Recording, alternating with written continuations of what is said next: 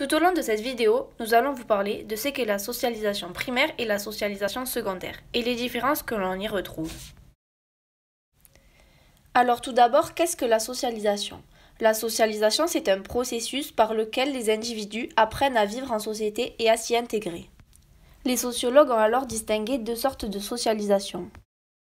La socialisation primaire, elle s'effectue tout au long de l'enfance. C'est un socle sur lequel va se renforcer la personnalité de l'enfant et de l'individu. Elle détermine l'apprentissage de la vie en société. Il y a également la socialisation secondaire. Elle s'effectue durant l'adolescence et continue à l'âge adulte. Elle va venir compléter l'apprentissage fait dans les premières années de la vie. Ces groupes sociaux vont alors influencer l'individu, qui vont lui faire apprendre de nouvelles normes et de nouvelles valeurs. Dans l'enfance, les groupes sociaux vont jouer un rôle extrêmement important, notamment la famille. Ce qui va permettre d'acquérir des savoirs de base, apprendre à communiquer, savoir bien se comporter, ce qui permet à l'individu une meilleure intégration à la société. Il y a aussi l'école qui est un exemple de socialisation primaire, ou les groupes de pairs, qui eux sont semblables à l'individu, comme les lycéens. Il y a également la religion et les médias. À l'âge adulte, certains groupes vont rester comme la religion et d'autres vont apparaître, comme le travail, qui est une insistance de la socialisation principale. Mais il y a également la conjugalité. C'est la confrontation de nouvelles normes et de nouvelles valeurs, ce qui peut alors influencer sur le comportement, le caractère et la personnalité de l'individu. Tout cela va impliquer davantage d'insistance à la socialisation. On s'est aussi demandé s'il y avait une continuité ou une rupture entre la socialisation primaire et secondaire. Comme nous l'avons dit précédemment, tout au long de sa vie, l'individu va faire l'acquisition de nouvelles normes et de nouvelles valeurs.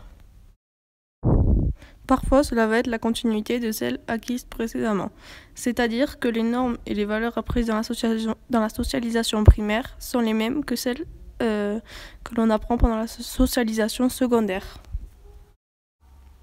Par exemple, excuser son retard à l'école, c'est une norme importante qu'il faut respecter, que l'on apprend pendant la socialisation primaire. Et c'est de même à l'âge adulte, donc à la socialisation secondaire. Quand nous sommes en retard à notre travail, il faut s'excuser. Cette norme simple suit alors l'individu tout au long de sa vie. Dans quel cas y a-t-il une continuité entre la socialisation primaire et la socialisation secondaire?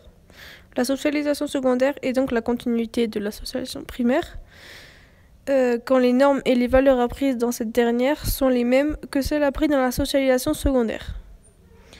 Les normes et les valeurs sont déjà ancrées dans l'individu, ce qui va produire un effet durable.